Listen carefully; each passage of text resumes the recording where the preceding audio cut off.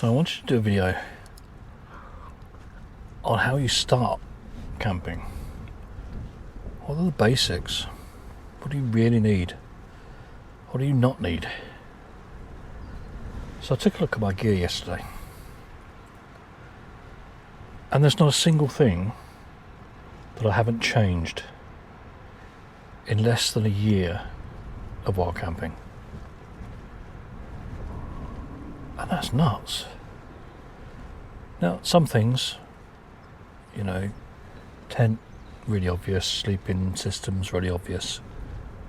But some of the small stuff, I have changed time and time again.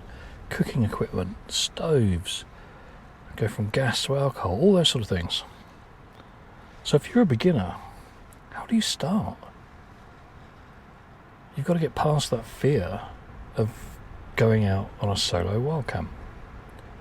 How do you do that? What's the minimum amount of gear you can take? Where do you go? How do you choose a site? How do you practice to carry all of your equipment? How do you practice to use your equipment? If you haven't got a garden, how do you know how to set up a tent? All of these things are complicated and not complicated. And all of these things, if you start wild camping, any form of camping really, you will change over time. And that's what this is about. And I want to go from the ground up. So where do we start?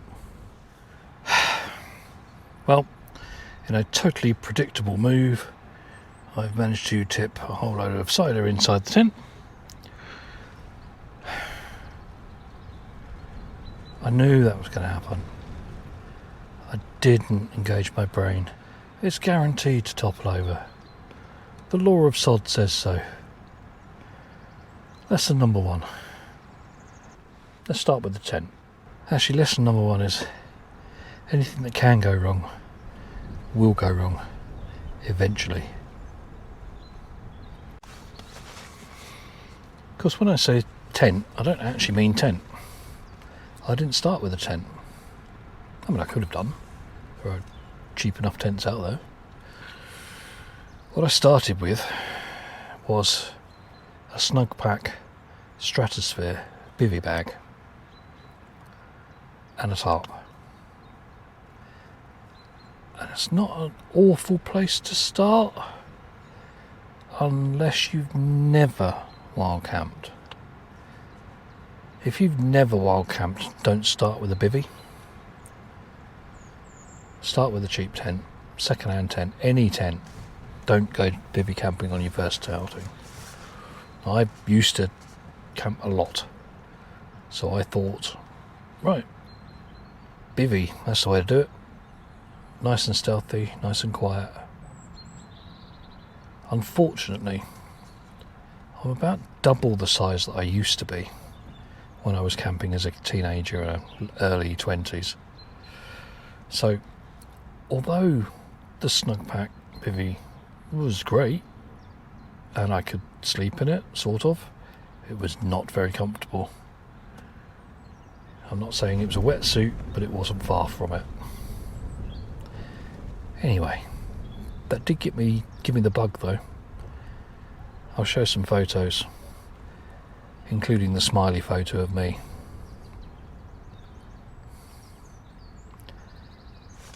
And I've still got the tarp. In fact, actually, you know what? The tarp is the only thing I haven't changed. I haven't actually brought it with me today, but that is the only thing that I haven't changed. Interesting. Anyway, tents. You don't have to have huge tents. In fact, don't get a massive 4-man inflatable thing. They might be nice and cheap on eBay, but there's a reason for that. Probably if you first time, don't get a 1-man tent. Get a 2-man tent. Have some room, spread out.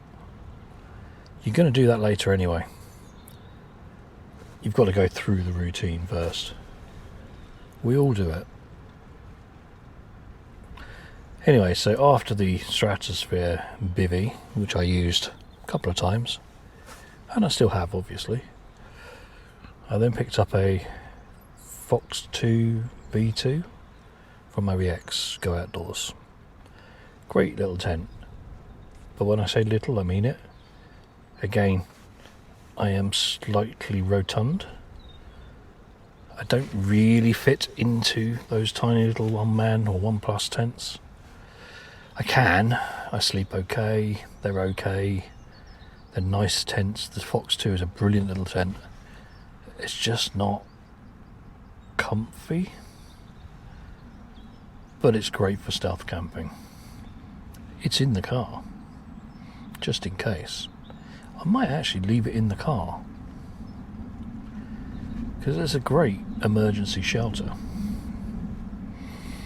So, if you've never been wild camping before, have a look on eBay. Have a look on Marketplace if you want to. I don't get things from Marketplace. I don't really trust it much. eBay is fine. eBay gives you protection. PayPal gives you protection. You have nothing on Marketplace.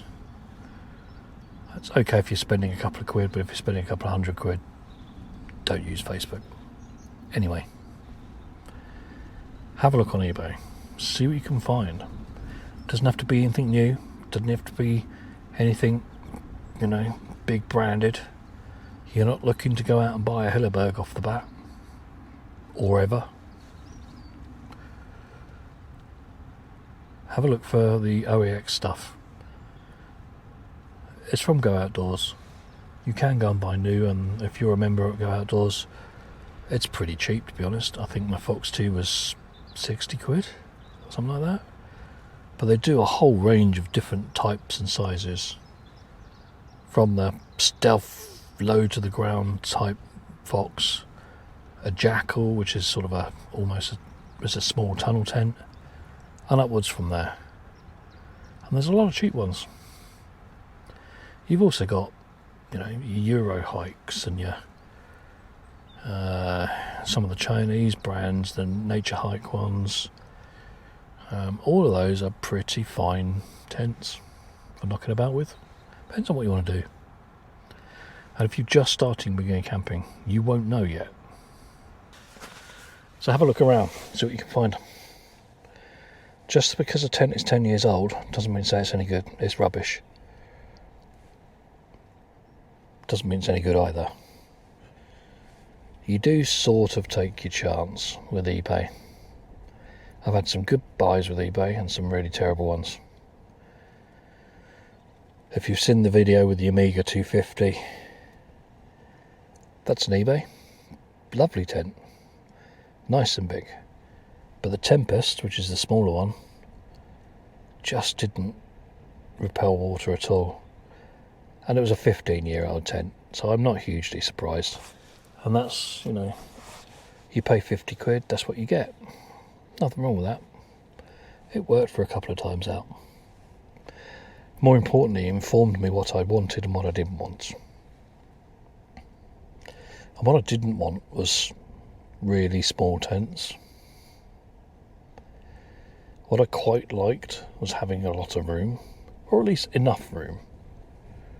I'm not looking for a palace, but enough room so that all of your equipment comes inside with you, at least in the vestibule with you at night, rather than having to dry bag it or put a tarp around everything and leave it outside, which you sort of have to do with the Fox and other ones of that size. So that's where I went from the Tempest to the Amiga. The Amiga's a nice big tent. The vestibule is huge, and you can actually set up in there. And that's a bonus. It really, really is. And that worked for months. Like I say, I've been wild camping back this time round, at least. Was June last year. June the 14th last year. So not long. 10 months. And I think I've evolved quite quickly through that process. don't know how many camps that is. 12, 15 maybe, something like that. Maybe a few more, maybe a few less. But all these camps, every single time I go out, it helps me, it informs me, tells me what I like and what I don't like, what I don't need to bring, what I should have brought, what I've got that's good and what I've got that's rubbish and needs to be replaced. And that's what it's about. Constantly evolving. So start off easy. Start off with an eBay special. Will you get wet? Meh. 50-50? Probably not. Would it be the most comfortable thing ever? Probably not. Depending on some of the other things we'll talk about. Will it do until you've got the bug and you know what else you want, where you want to go? Absolutely. Do that. So your shelter's sorted one way or another. Then what? Well, the next one of the big three, I've got hair in my eye. Hang on. The next one, of what we call the big three, is your sleep system. What are you going to sleep in? What are you going to sleep on? The next one, of what we call the big three, is your sleep system. What are you going to sleep in? What are you going to sleep on? So you will need, whether you think you will or not, some form of mat. Now whether that's an old army bedroll, which offers very, very little protection against the cold seeping up from the ground, but is better than nothing, or a closed cell foam mat, same thing, better than nothing, or an inflatable mat. You do need something to keep you off the ground, away from the cold, and comfortable-ish. I mean, you're sleeping on the ground, you're never going to be comfortable, but you can be more than uncomfortable. So, there are plenty of cheap mats. There are, well, the climate mat range, I think, is 15-20 quid, it's cheap as anything. There's plenty on eBay, there's plenty on Amazon. Don't go for the cheapest thing ever. And if you're just starting out, don't go for anything expensive either. Because, critically, you need to know whether that style of mat will suit you. And what I mean by style of mat is, if you look behind me, you can see this is my mat. Now this has, I don't know what you would call it, pockets, I guess, pocket baffles. Others are just long baffle tubes, either horizontal or vertical. There's all sorts of different types. There are ones with built-in inflation pumps. They're not very good, but they are quite large. There are ones with built-in pillows. You don't need that, but you can get them. And you need to figure out, for your way of sleeping, what works for you. A couple of things when you're looking for a mat. You need to know, or have a rough guesstimate, how you sleep. Are you a front sleeper, a back sleeper, or a side sleeper? Or do you wriggle around all night? Now, there are mats made for all of those types of things. And later, when you upgrade 2 or 3 times down the road, once you know exactly what you like and what you don't like, you will specifically look out those types of mats for your type of sleeping. And the other thing to look out for is the R rating. Now, I don't know why it's called R, probably radiating or something like that, I don't know, no idea. But the higher the R rating, the more protection you have from your body heat leaching out into the ground and the ground leaching cold to you. So higher R rating on the mats have various insulation methods. Some have some actual insulation stuffing, if you like, very thin, but it's there. Most have some form of reflective material inside. They will all have some form of baffling, some way of containing heat.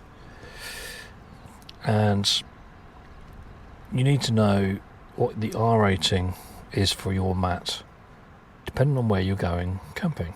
Now, if you're while camping in let's say the south of England, in the middle of July, when it's 28 degrees outside, there's no wind, there's never going to be any rain, you don't need to worry about having a mat with a high R rating, just one that's comfortable. However, if you are going wild camping on the Highland Way in the middle of September, don't do that, by the way. It's going to get cold and wet, and everything's going to be damp, and you need a high R rating. The rule of thumb is if it's going to be 0 or below, you need something R rated of 3 or above. And the higher the rating, the better insulation you have from the ground. It's also more expensive the higher up you go, unsurprisingly. So don't go out and buy a high R-rated mat day one. The chances are that although it'll be lovely and warm, the baffles will be in the wrong direction for you. It won't suit your style of sleeping. It's too heavy, too short, too wide, whatever it'll be wrong, and you will have blown quite a lot of money. So start with something off Amazon. Start with the £20 to £40 range for your first few wild camps, knowing that it's not going to be what you stick with for very long. This is an exploratory operation at this point. Your first 2, 3, 4 camps are always exploring what you like, what you don't like, what works, what doesn't.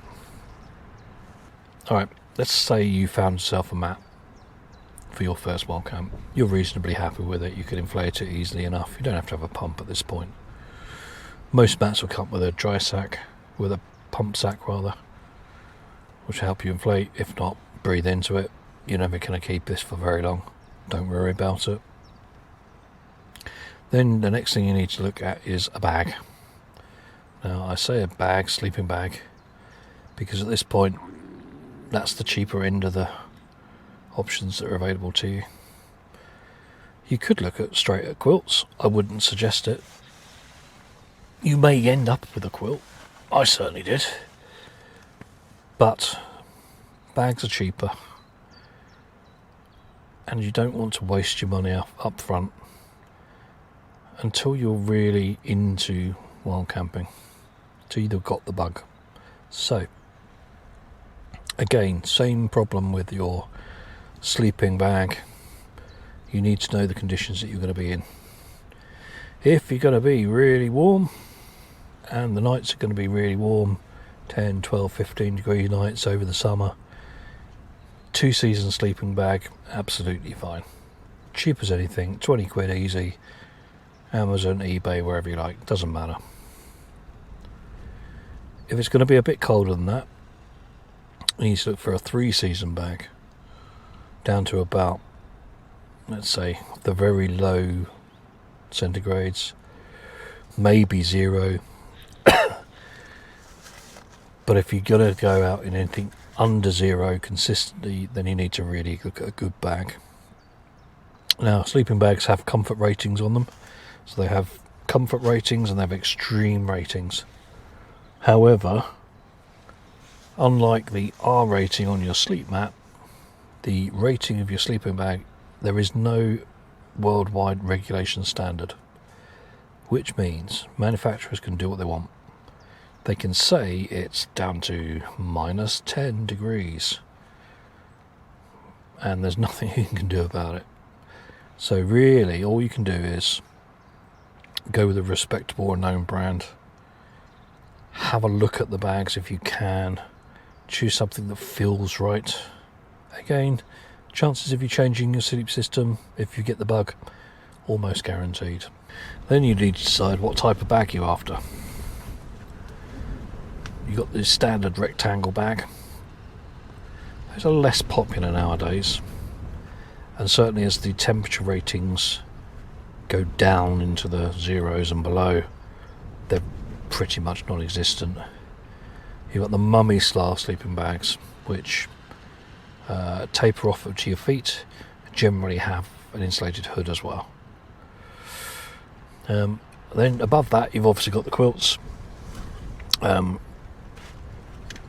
If you've just started out, I wouldn't suggest a quilt. They do take a little bit of getting used to, but they are much better in the long run. So let's assume you found yourself a sleeping bag you like the look of.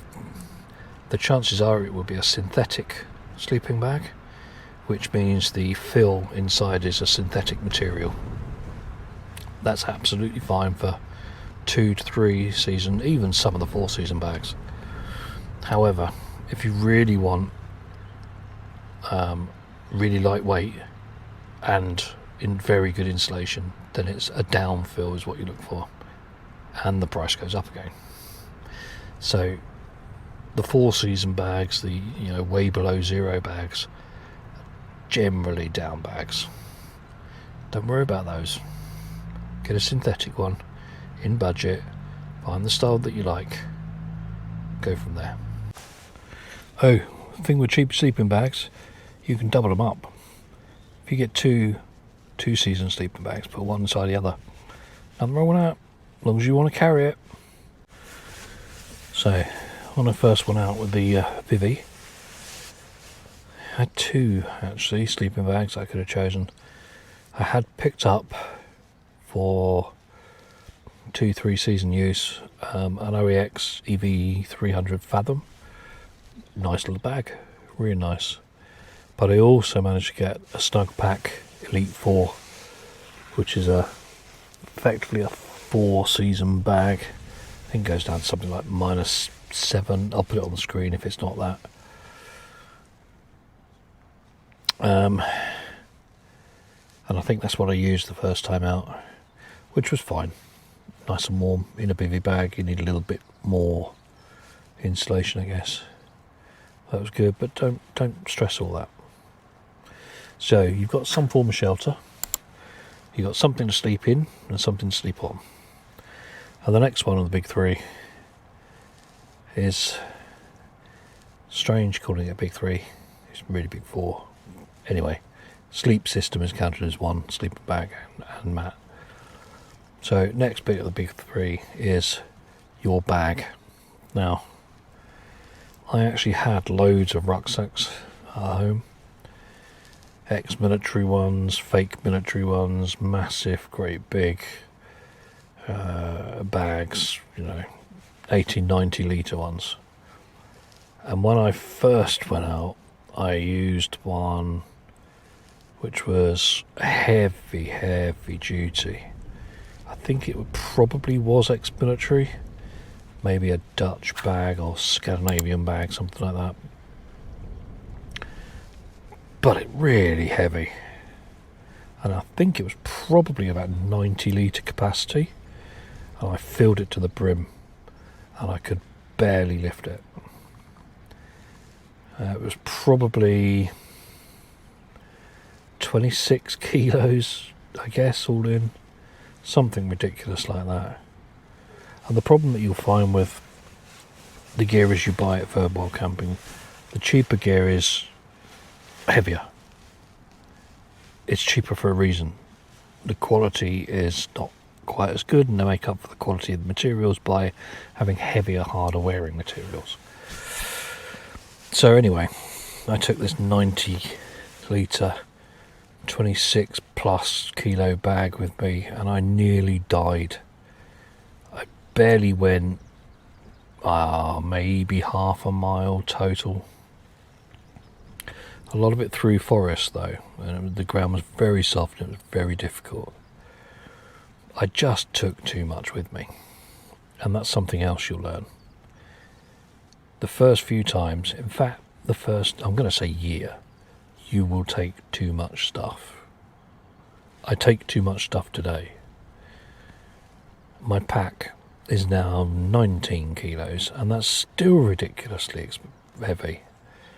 I don't know where the weight's coming from. I mean, that's with food and water and everything else in. I don't know where that extra weight's coming from, and I can't seem to shift it yet. But you start with a bag that will work for you. So if you've got an old bag, an old rucksack, use it. That's all right. If not, you can get a Nepal 65 bag, can't remember who makes it now, online for about 15-20 quid. Perfectly good bag. The numbers refer to the litre capacity, which is arbitrary, let's say, in the cheaper bags. 60 litre capacity is more than enough usually, 60-65. Certainly once you get your gear nailed down, you'll start shrinking bag size. So I started off with this huge, great monster of a bag. And then I have moved to an Osprey bag. So I've got the AG65, which is expensive. Do I need it? No. Nope. I now realise that I don't need that. I never really carry anything very far. The furthest I've carried anything was maybe 3/4 of a mile, maybe a mile. Did it help? Yeah, absolutely. Is it worth that for a mile? No. I think there are, and I should say that the Osprey bag is a great bag, but before you put anything in it, it's 2.5 kilos, 2.4, something like that. Again, I'll put it on the screen. And that's a lot of weight for no bits. That's just the bag. Again, don't get me wrong, great bag, but quite heavy and expensive. So don't do that. Get yourself a cheap Nepal 65. Most of the stuff you'll get that you want to start carrying while camping with will go in it. If not, hang it on the outside, stick it in another bag, carry a bag, doesn't matter. Chances are your first wild camp won't be very far away from either from home or from the car or whatever. Nothing wrong with that at all. Most of my camps are near the car. And then see what you need from there. If you find you like the hiking and the walking and then going up and down the mountains and all that sort of malarkey, then you're going to need a comfortable bag that can take the weight that you're going to take. And if you're not doing that, then you don't. What you need is something strong enough to carry what you want to take within the price bracket that you're interested in paying. And that's it. Simple as that. And again, the chances of you changing your bag as you go through your wild camping journey, almost guaranteed. I have started looking at other bags now because I wanted to reduce that empty pack weight and probably slightly increase the capacity, or at least how it's held, have a slightly bigger internal space with easier access to it. Maybe a few more pockets and things on the outside. I don't know. We'll see. I'm in no rush for that. Anyway, let's assume you've got a bag. Let's assume everything you've bought so far can go in your bag. And it's the right size for you, which is important. More important as you do expensive bags, less important with the cheap ones. But you'll figure that out.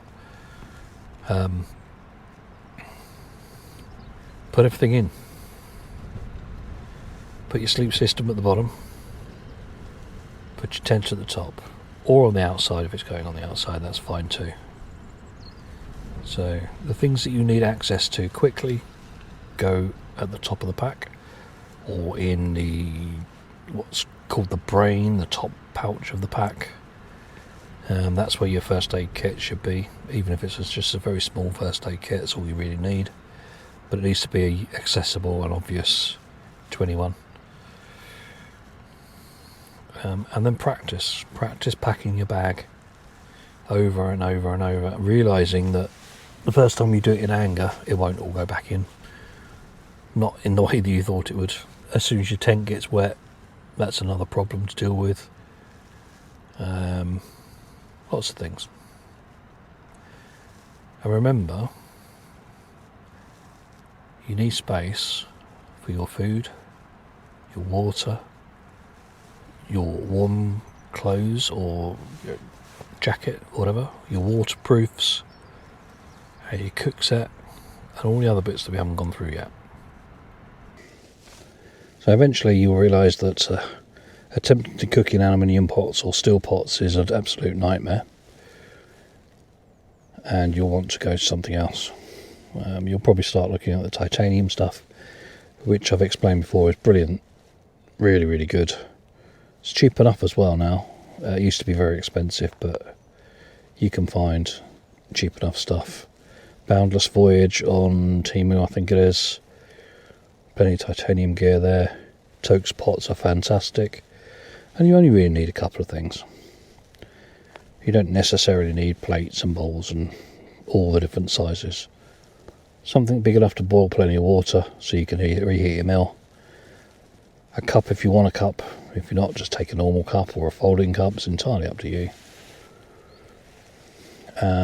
You don't have to have titanium knife, fork and spoons and sporks and long-handled things. Again, entirely up to you. Certainly not out right off the bat. You don't need to have a lot of this off the bat. But later you'll go there, maybe. So now you can feed yourself. You can heat something up. You can sit in the warm in your shelter of some form. You can get a good night's sleep. What else is there? Well,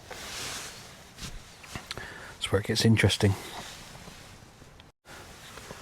So the what else is there is a bit like how long's a piece of string.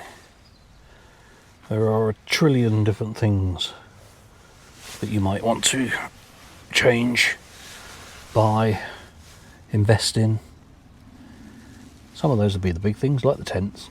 You know, chances are your cheap tent will do you for the first couple, and then you're going to want to go and change it. And you'll probably do that 2 or 3 times, and you'll spend a little bit more each time. So yeah, you might eventually want to buy yourself an expensive tent, which is what happened with me. But I did a lot of research first. Things like camp chairs. Do you need a chair? No. Is it nice to have a chair? Yes. You can start off with a small one, 20-30 quid's worth. If you are of a larger size, such as me, you do need to check the weight limits on chairs. I have broken one stall, it just disintegrated because I didn't check. I've got the little Trackology chair, I don't know how much that was, can't remember.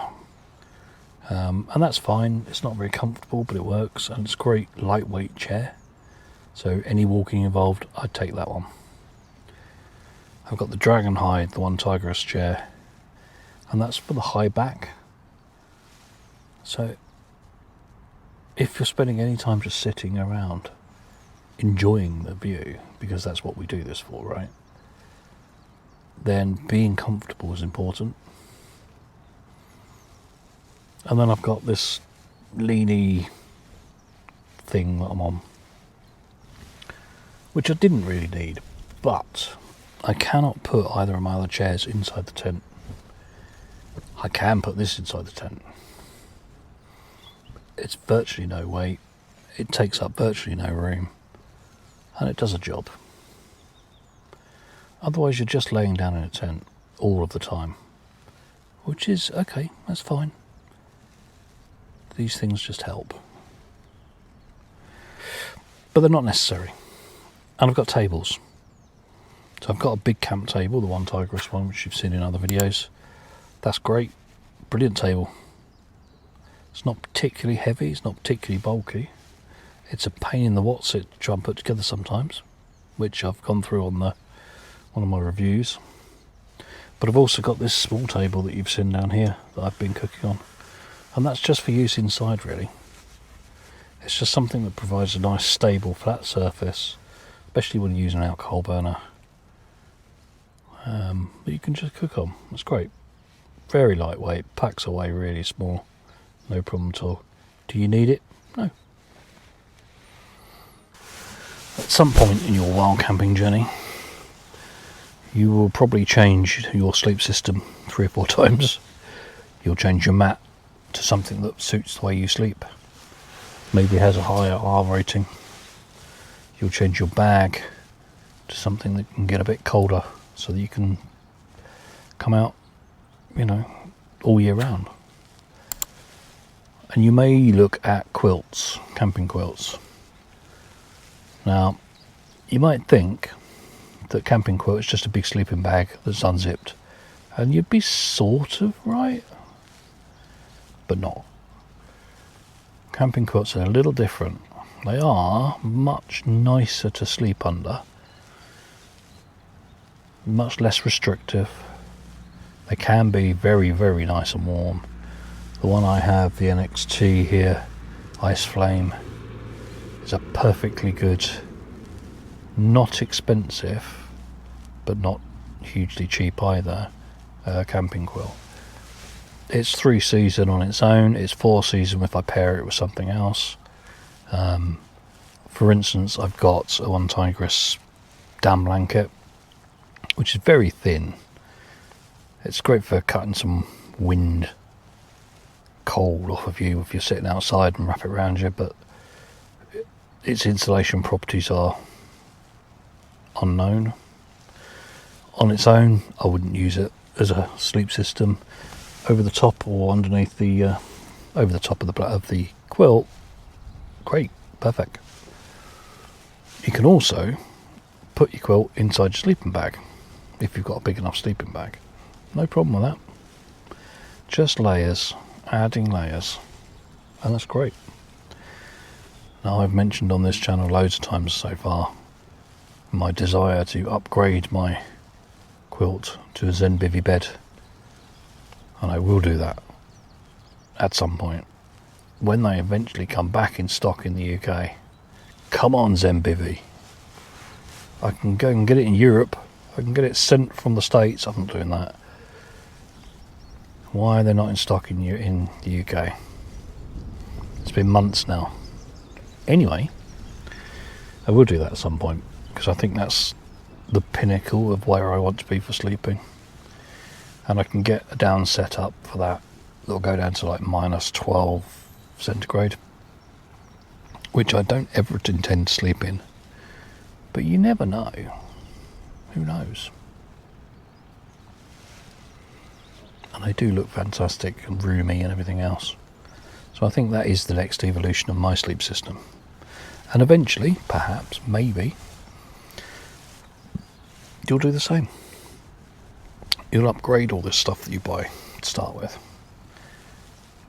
I will say you should realise that if you start wild camping, you will spend money. It is not a free hobby as such. It's not even a cheap hobby. It can be. You can do it without spending huge amounts of money. No problem at all. You won't. How about that? I'm getting a right cough, and I think it's the anti-mozzie flex towel thing, because it was sort of right there above me, just giving me the cough. So I've moved that now. So clothing. Ugh. When you first go out, layer up. Layer up doesn't change. When you get the hang of this, anytime you're going to be in a, colder environment, layer up.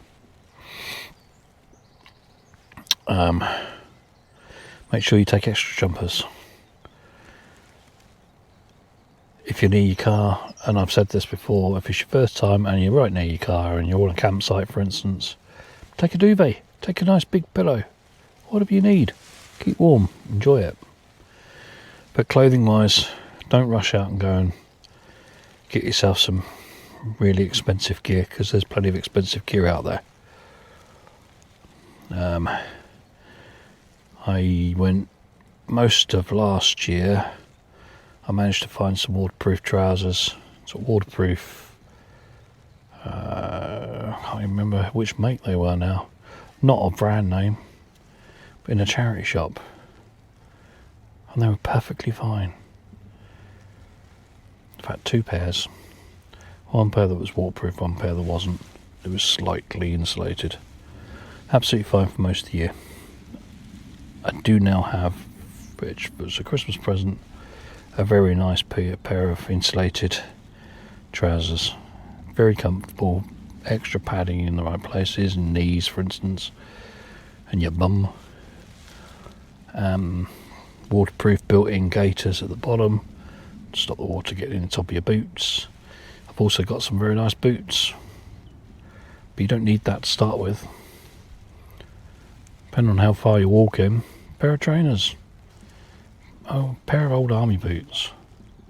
Pick something up on eBay for 20 quid. Don't worry about it. Change it later. When you decide you do want to carry on while camping, I would suggest the first thing you do is invest in a down jacket. Down jackets are so good. They're really warm at night, and when you sit down, you've got your tent up and you just sit around, you need something. You need something that's just going to give you a bit of insulation, a bit of the windbreak, but mostly insulation. And I've said before, this is a Peter Storm one from Go Outdoors. It was 40 quid. You can't go wrong with that. You don't have to spend 200-300 quid on the latest and greatest Rab or Montaigne jacket. You just don't.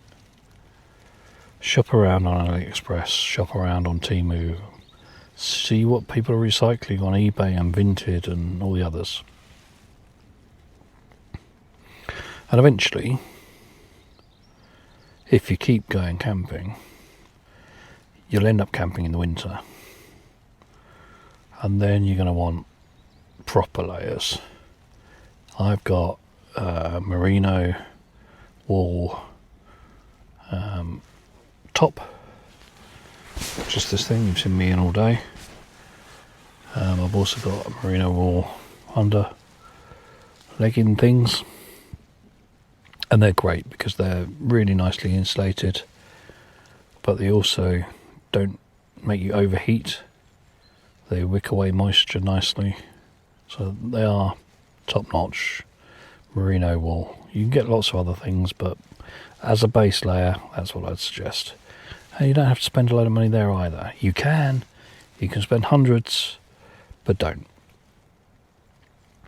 Spend 20, 30, 40 quid. Get yourself some base layers, and then use whatever else you've got on top. It's fine. I would go for a down jacket though, and later you'll probably want to get some down booties and some down trousers if you're really spending any time in the cold, or just for comfort. It's nice to be warm. I'll put mine on later. At the moment I'm not cold at all. So yeah, clothing is important, but like everything else we've talked about, not on day one.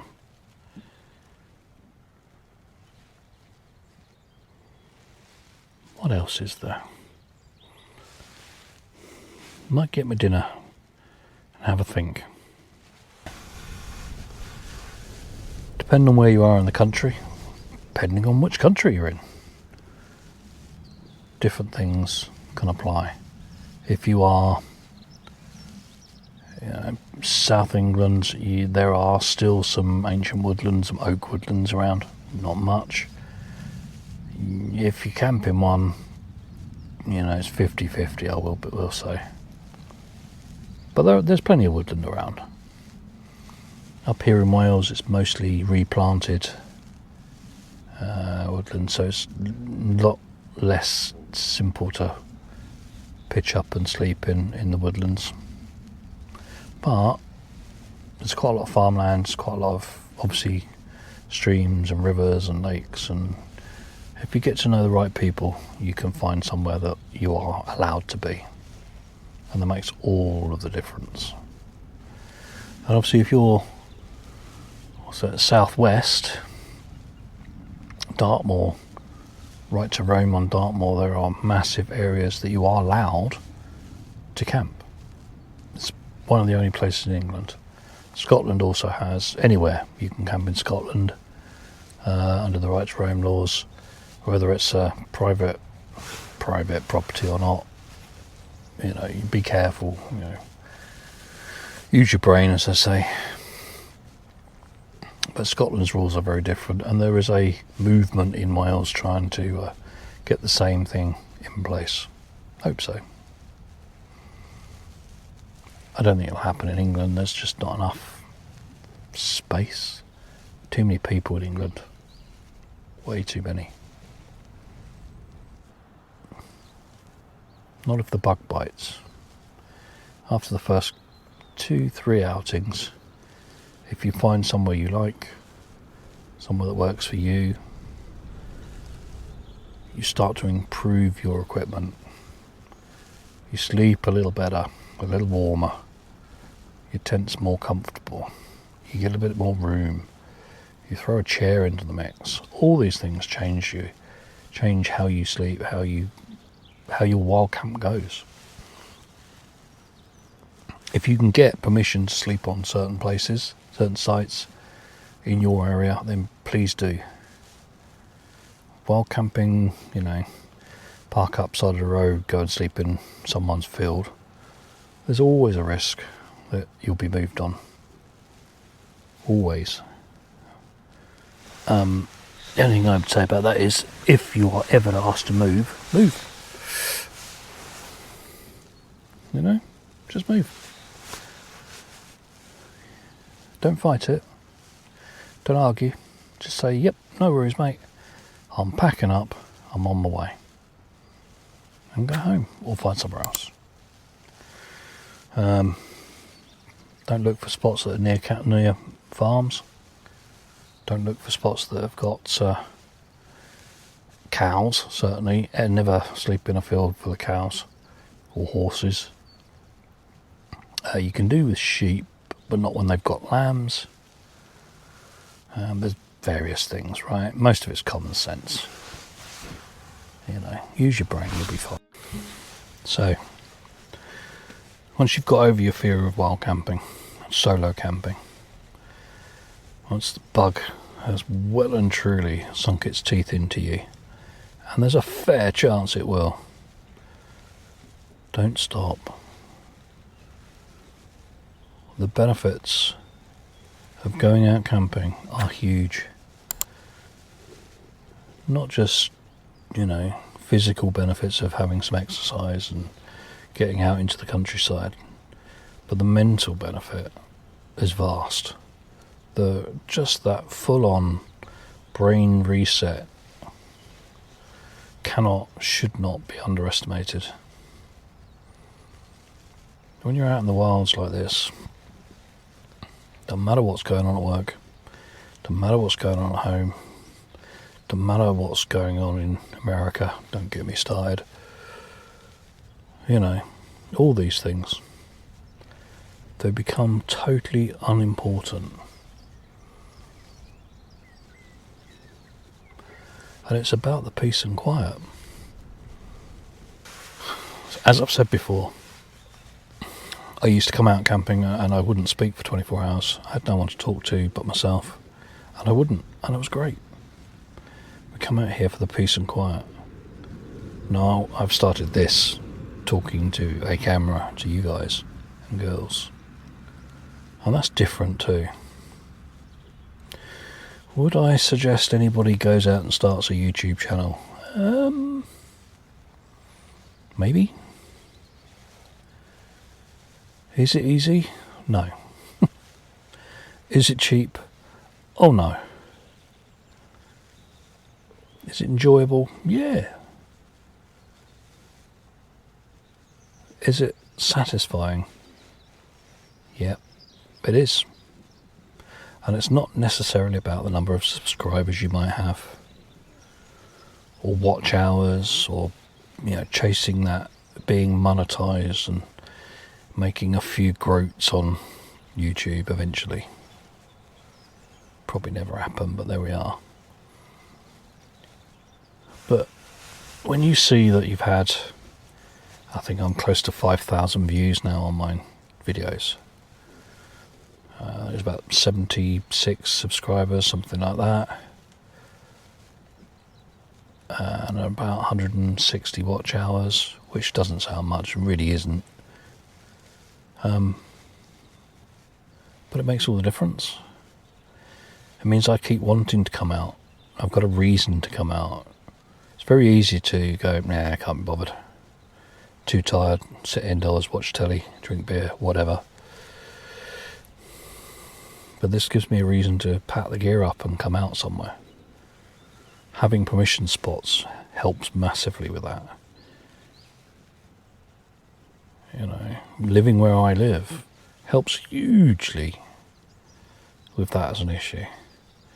I can go out, I can drive around. Could I have found places to camp today up at the Llymbrian? Absolutely. Not near the water's edge, but there was some space. There were some shelves that I could have put a tent on and overlooked the water. I could have gone down to the campground where the other tents were, gone to the other end, kept out of the way. But I didn't want to do that. That's not what it's for. It's not what it's about for me. But get out and do it. There's one of the YouTubers I follow, English Woodsman, Dan, I think his name is. Hi Dan. He's never going to see this. But he says, be that guy, be that man, be that woman, be that person. Get out. Go do something outside. Don't have to be camping. Go for a walk. Walk the dog. Walk someone else's dog. Go for a wander. Find a stream and see where it goes. All sorts of things. Any of that. Just get out there and do something. And doing this gives me that excuse to do that. So thank you everyone. If you haven't subscribed to the channel already, please do so. It's totally free. It makes very little difference to you guys, but it does make a difference to me. If you click the like button, that apparently also helps. If you want to make a comment to any of my videos, please do. I try and respond to every comment. Anything you like, ask questions, give me pointers. I don't mind. Whatever it'll be. That'd be great.